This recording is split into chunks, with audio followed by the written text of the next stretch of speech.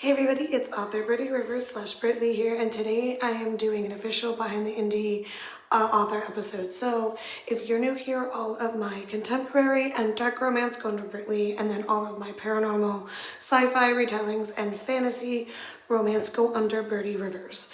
So for today, my official episode, I'm going to be talking about a Birdie Rivers book. This is my newest release, The Cursed God and His Beauty. This is a Loki and a Beauty and the Beast retelling. I've wanted to do a Loki retelling for many years now. I've done Beauty and the Beast prior. It is in my Children of the Empire series, woven with other fairy tales. But this I did Loki and Beauty and the Beast. So the reason I did that is because one of my friends came to me with the idea to do a Beauty and the Beast retelling told in different countries. So that's why you see the Global Beast, because it's part of the Global Beast books. And so they're all standalones. None of them connect, but they are all Beauty and the Beast retellings told in different countries. So I picked Norway. As many of you know, I love mythology, and I've done Greek mythology with Coven, I've done Roman with Voice, and Norse along with the Egyptian were two that I've been just really itching to do. So when my friend came to me with the idea of Beauty and the Beast and I had picked Norway, I went, ooh, I could do Loki. So that is how Loki and my Loki retelling and a Beauty and the Beast retelling became one. So for anyone who is curious about the other Global Beast books, go ahead and check them out. It is all linked together, so if you go to my book, you'll find the others. So just go and check them out. It is really cool. They're releasing over a course of a year, so there's still more to come, and there's obviously some, currently released. So it's definitely worth checking out. Like I said, each story is its own. There is no crossover of characters or anything like that. So you can read the stories all by themselves. So anyway, I really did enjoy writing this. I enjoyed exploring the Norse mythology and finding ways to retell that, and mixing it all as well with the Beauty and the Beast was really fun and really interesting to do. And I think I did a pretty good job in weaving it together. So I'm sure many of you are wondering if this Loki character is based anything off of the Marvel character. Yes and no. So while there's maybe some personality traits, appearance type things that are going to be similar to the Marvel character, it's definitely not a copy or anything like that. This Loki is highly based off of Norse mythology, and with a little bit of hint to the Marvel character, because I absolutely loved Tom Hiddleston's portrayal of Loki. I mean, who didn't? It was amazing. So, of course, he did play a little bit of a influence on his looks. Loki is a shapeshifter, so, he gets to take on different appearances. So I did really enjoy diving into Loki's mythology and his stories. I just really loved immersing myself into it all. It was nice to kind of go back and rewatch the show Vikings while I was writing this, and kind of explore things like that to help, influence all of this. So I really, really had a lot of fun with it. One of the things I wove into the retelling that actually gets Loki cursed by Odin is killing Baldar. I think I'm saying that right. And he gets punished. He does actually get punished in the mythology. It's just a completely different way. And so I just changed his punishment to being cursed to the mortal realm, aka Midgard. Midgard as a Norwegian elk, which is why there is an elk antler on the cover. And I'm going to go into the details of what's inside of this too, because it is pretty cool. But I just want to talk about the book a little bit more. So traditionally, Loki is a shapeshifter, so I do have him shapeshift. But he is limited to only shapeshifting to the Norwegian elk. While he is in his cursed state, he's very limited to his god powers and things along those lines. So he can't manipulate his way out of this curse, because Loki is a very manipulative, intelligent mischief, and really good at getting him and even the other gods out of tricky situations. Odin knew all of this, so he had to limit Loki as much as he could. So that's all about Loki. So let's move on to our beauty, who is Serena. She is a Volva, which in Norse mythology is basically a witch.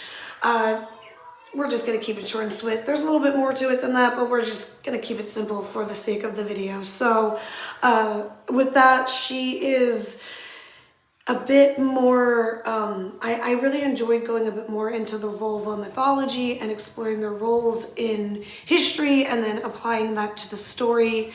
The story does take place during the time that the old gods are being phased out as the new god, and religion are being forced in, essentially.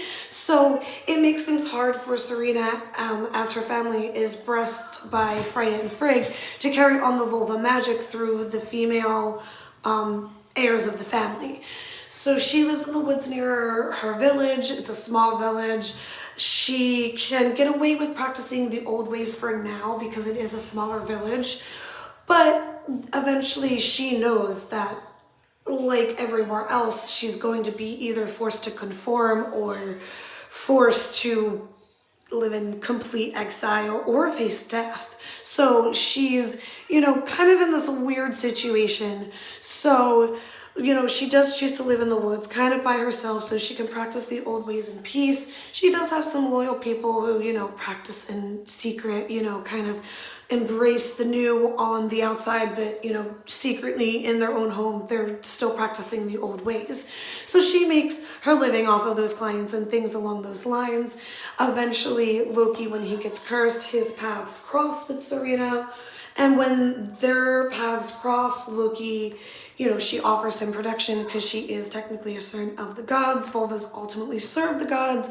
So even though he's kind of, cursed and he's, maybe not the god she necessarily wants to take in given his track record, but she's going to do it anyway because she's a good person and she is all about her loyal service to the gods, even Loki. So, Loki has to take advantage of this because he's cursed to Midgard. He's got limited powers. He doesn't even know what it is. He's cursed to being in elk form basically during the day and only allowed to shift out of that form and into his god form at night. So he's limited. He's got to figure his life out now that he's been cursed, and he's got to do it in a way that's a safe environment. Serena offers that.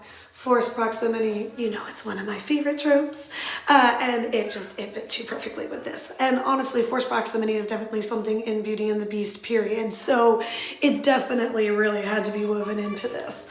So they have forced proximity with that. They become lovers of convenience. This all leads to all of the, them falling in love and all of that stuff. So it is definitely really a great read. I had so much fun weaving it together, weaving it all. They do go to Asgard. I do recreate the famous library scene in the Disney movie that we all secretly, not so secretly fell in love with. I had to recreate that. And I did it in Asgard with the Asgardian library, and it's a really cool scene. So definitely, even if you just check it out for that. So let me show you a little bit about it. This is the back. I've been showing off the front. I want to show off the awesome special designs that the woman the author who organized this happened to do. So this is Loki's. This is Loki's symbol in mythology. And then Serena, of course, has her own. And she has her Volva wand. On the side, you can see like her Volva ruins to represent her. And then that obviously represents Loki. And then there's just some on the pages. Hold on, you'll see in 1 second. I should have been more prepared than this, right? But we're winging it half the time. So here's Loki. I just love the design. Serena, of course, has one too. Let me find hers if I can quickly, as well as showing you the one she did for me. Oh, of course, I keep finding Loki's. Here we go. Love hers. And then she did one for me, which I love. And then this book is dedicated to my one daughter. I call her Baby Loki because she's super mischief. And when I wrote this book, I knew I had to dedicate it specifically to her. Each of my daughters is getting a book donated to them. Or sorry, not donated, dedicated. I can use words right. Dedicated to them. And so this one was for my Haley Bugs. And that is this. This is available on Amazon, Barnes & Noble's, Kobo, including Smashwords, Overdrive, and other library borrowing services that I do get royalties for. You can find signed copies on my website, bnbromancebooks.com. I'm sorry this is a little bit of a long video, but it's worth it. All right, see you guys next time.